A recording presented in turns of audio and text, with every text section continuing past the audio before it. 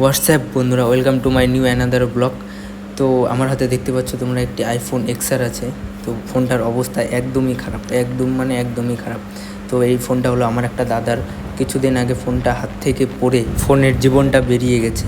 তো এই ফোনের জীবনটাই আমরা আবার ফেরাতে যাচ্ছি। তো এখন আমরা যাচ্ছি হলো বীরপাড়াতে। বীরপাড়া একটি ভালো আইফোন কেয়ার আছে। আইফোন কেয়ার তো নেই, মানে আইফোন রিপেয়ারের দোকান আছে। তো যাচ্ছি, দেখি কি কত কষ্ট পড়ে। তো মেন ফোনের সমস্যা হলো যে ফোনটা পড়ার পর থেকে আর চার্জ নিচ্ছে না। তো এখন আমরা আছি তাষট্টি বাগানে, চাপাতি বাগানে। তো এই বাগানটা অনেক বড় দেখতে পাচ্ছ তোমরা। তো এই বাগানের একটি আলাদা করে ব্লগ আসবে, তোমরা দেখতে পারবে। কিছুদিন পর আমি ঘুরতে আসবো এখানে। আর বন্ধুরা, তোমাদের বলি, এই ব্লগটি শ্যুট করা হয়েছে অনেক দিন আগে, তো এতদিন পোস্ট করা হয়নি। তাও প্রায় 10-15 দিন আগে এই ব্লগটি শ্যুট করা হয়েছিল। তো এখন পৌঁছে গেলাম আমরা বীরপাড়া চৌপতিতে। তো এটা হলো চৌপতি। তো এদিক দিয়ে আমরা যাব এখন সোজা। আমি ঠিক দোকানটা চিনি না, তো অনিশ চেনে দোকানটার লোকেশনটা। কাকুকে ফোন করা হয়েছিল, দোকানের মালিক যে ফোনটা ঠিক করে। তো ওই কাকুটা দোকানের লোকেশন অনিশকে পাঠিয়ে দিয়েছিল।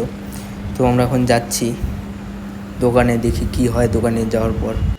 আর তোমরা ভিডিওটি কন্টিনিউ দেখতে থাকো, আমার পাশে থাকো বন্ধুরা।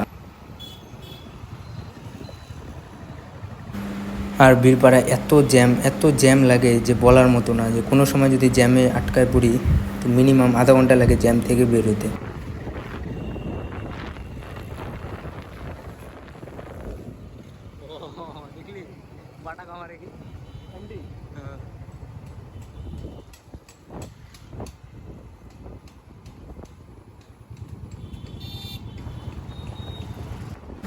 আর বন্ধুরা, তোমাদের বলি, আমার ফার্স্ট ব্লগটিতে তোমরা অনেক ভালোবাসা দেখিয়েছো। প্রায় ওর ফার্স্ট ব্লগে প্রায় 750-র মতো ভিউজ গেছে। বাট আমার সেকেন্ড ব্লগটি যখন আমি পোস্ট করলাম, তো সেকেন্ড ব্লগটিতে বেশি ভিউজ যায়নি। তো তোমরা যারা এই ভিডিওটি আমার দেখছো, তারা অবশ্যই আমার সেকেন্ড ব্লগটি দেখো। আর আমার ইউটিউবে প্রায় 47 ফ্যামিলি কমপ্লিট হয়ে গেছে। তো তোমরা তাড়াতাড়ি আমার ইউটিউব চ্যানেলটি সাবস্ক্রাইব করে 100 ফ্যামিলি করে দাও।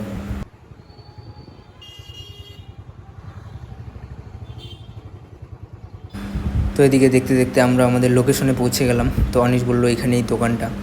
তো অনিশ বাইক থেকে নেমে, এদিকে একটুকু জায়গা নেই ফাঁকা যে বাইকটা পার্কিং করব।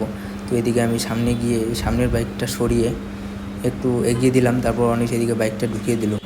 তো বাইক পার্কিং করার পর এদিকে আমরা দোকানের ভেতর ঢুকে গেলাম। এদিকে যাচ্ছি, দেখি কোনটা দোকান।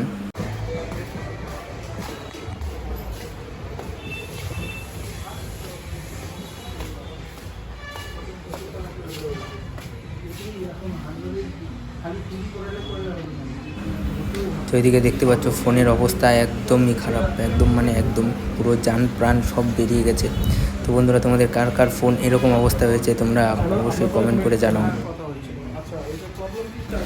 তো কাকুটা এদিকে ফোন দেখছে, দেখি কি বলে কাকুটা। পড়ার পরে এই প্রবলেমটা হয়েছে। হ্যাঁ, এই ব্যাক কভারটাও তো চেঞ্জ করতে হবে। ব্যাক কভারটা চেঞ্জ করতে কত এটা? বাবা যাবে তো না, এটা অ্যাভেলেবল না। না, এটা পুরান সেট তো রাখে না, শুধু চার্জারটা ঠিক করে দেবেন, চার্জিং পয়েন্টটা।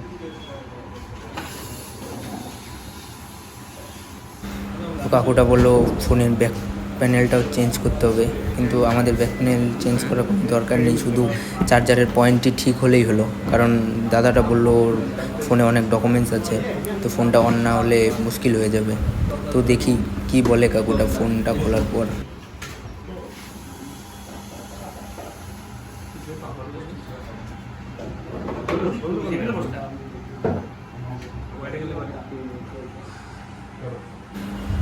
তো এই দোকানে অনেকেই ফোন রিপেয়ারিংয়ের কাজ শিখছে, দেখতে পাচ্ছ অনেক দাদারা এখানে আছে, ফোন রিপেয়ারিং শিখছে। সময় দিতে হবে একটু। সময় কতক্ষণ দাও? আজকে ছাড়লে তোমাকে কালকের মধ্যে চেষ্টা করব, কালকের মধ্যে হয়ে যেতে পারে যেতে, ঠিক আছে? তো আজকে ছাড়লে, কেন এইটার পাত্তাও আমাদের কাছে অ্যাভেলেবল নাই। যেটা অ্যাভেলেবল কালকে আমি আনাই নেব, তারপরে বলতে পারবো হয়ে যাবে কি টাইম লাগবে কি আছে। তোমরা শুনতেই পেলে কি বললো কাকুটা। তো ফোনের যে পার্টটা নষ্ট হয়েছে, তো ফোনের মেন চার্জার আইসি, চার্জিং করার পয়েন্টের ওখানে যে আইসিটা থাকে ওটা নষ্ট হয়ে গেছে, তো ওটা এখন অ্যাভেলেবেল নেই। তো কাকুটা বললো যে কালকে আসতে। তারপর আমরা ওখান থেকে বেরিয়ে পড়লাম, বেরিয়ে একটু বাজারে এদিকে আসলাম ঘুরতে। তোমরা যারা যারা বীরপাড়া বাজারে আসোনি তারা দেখে নাও এই ব্লগে বীরপাড়া বাজারটি কেমন।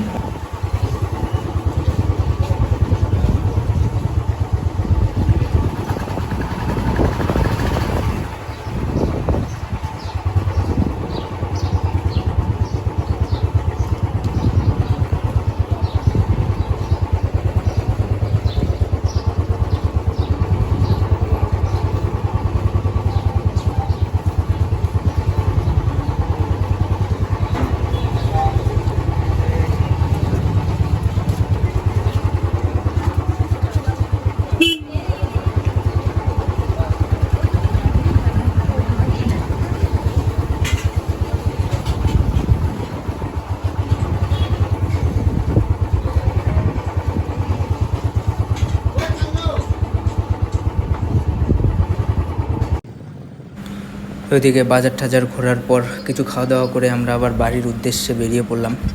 তো এখন এখান থেকে যাব সোজা বাড়ি, আর কোথাও স্টপেজ নেই।